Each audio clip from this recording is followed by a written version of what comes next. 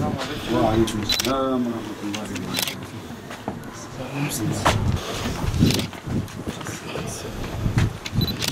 Hemen sağ tarafa.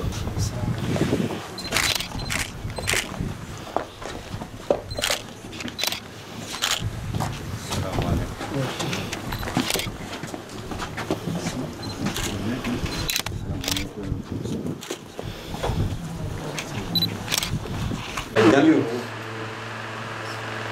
Tamam. Bakayım böyle yapalım.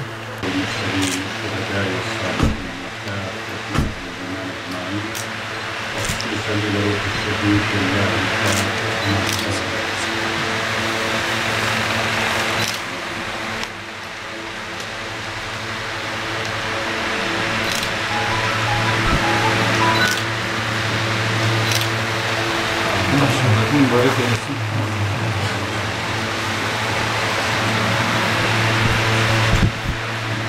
Ne kadar zaman geçti ya. Biz nereye gitsek zaman sürüyor. Bazen biz ne bizim? Biz konuyu açmıyoruz. Biz insanlar konuyu açıyoruz. Yine esas onun köyüne gidiyorsun. Onlar diyor, önce diyor bir şeyde bir fark var. Yani resmi görevi olanından söylüyor. Herkes bir önce diyor bu konuyu açıyor, önce diyor bir fark atıyor. Ben de diyorum, demek ki Allah'ın o kadar sevgili bir kuludur ki bütün insanların arka kalbine onun acısını ve sevgisini yapacaklar. Biz unutuyoruz insanları. Ama şehadetin mübarek eylesin. Hayatı da güzeldi, anlamlıydı, dop doluydu. Şehadetiyle de birçok insanın belki uyanışına vesile oldu. Allah bizlere de nasip etsin.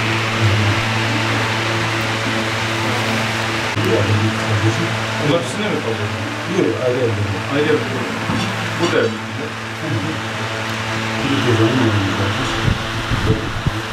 Bu ev sizin babaanne miydi yoksa siz sadece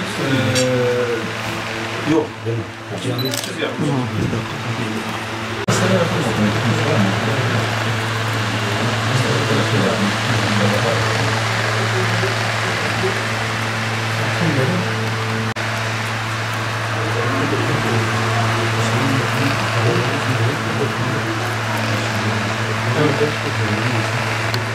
Bak, ikimiz kardeşim var dedi. Benim de bir hanımı var. Şu anda Vekillerim de vekilim, başkanlarım da burada.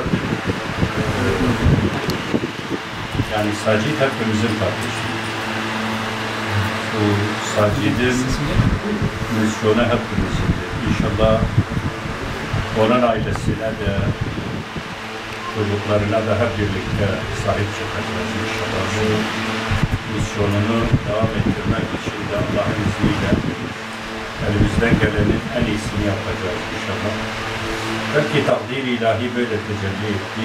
Bazen insan nefsani düşündüğünde böyle belki farklı düşünebiliyor ama işin ilahi boyutu belki daha farklıdır. Rabbim bize sabr-ı cemil versin inşallah.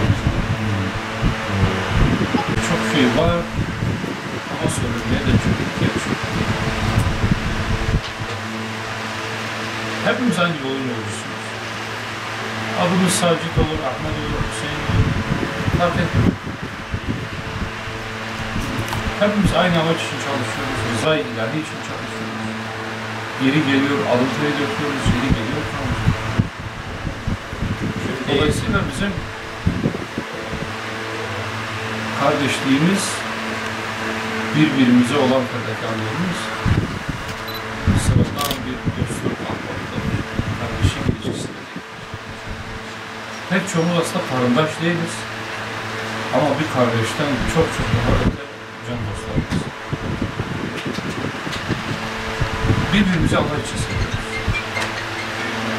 Allah için olan zayi olmaz. Allah için olan geçici değildir. Daimi emanetleri de emanetimizdir. Sevgisi de bizim kalbimizi hiçbir zaman eksilmez. Tıpkı diğer geçmişte olan kardeşlerimiz gibi ve belki de gelecekte olan kardeşlerimiz. Ama bu vesileyle bile olsa bundan sonra inşallah çok daha fazla birbirimizi soracağız. Birbirimizi göreceğiz. Bazen insan elde ettiğini kaybetmeyene kadar kıymetini bilmiyor. Sahip olduğunu kıymetini bilmiyor. Daha sahipken bunun kıymetini bilmiyor. Yani burada bulunan kardeşlerimizle var. Elhamdülillah birbirimizin değerini sağken biliyoruz. Ama şunu da görüyoruz. En iyilerimiz şehadeti yapabilirler. Yani şehit gibi yaşıyor, şehit oluyor. Pek çok değerimiz var bu şekilde. Geçmişte aramızda bulunan, beraber belki hayırlı hizmetler için koştuğumuz kardeşlerimiz. Aramızdan ayrılınca dönüyor diyoruz ki, vatanımız hakikaten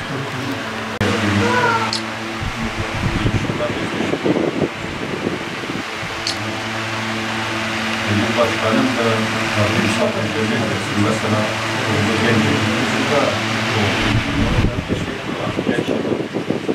yani ben şu konuya getirmeye çalıştım. Ölüm genci ihtiyarı sormuyor.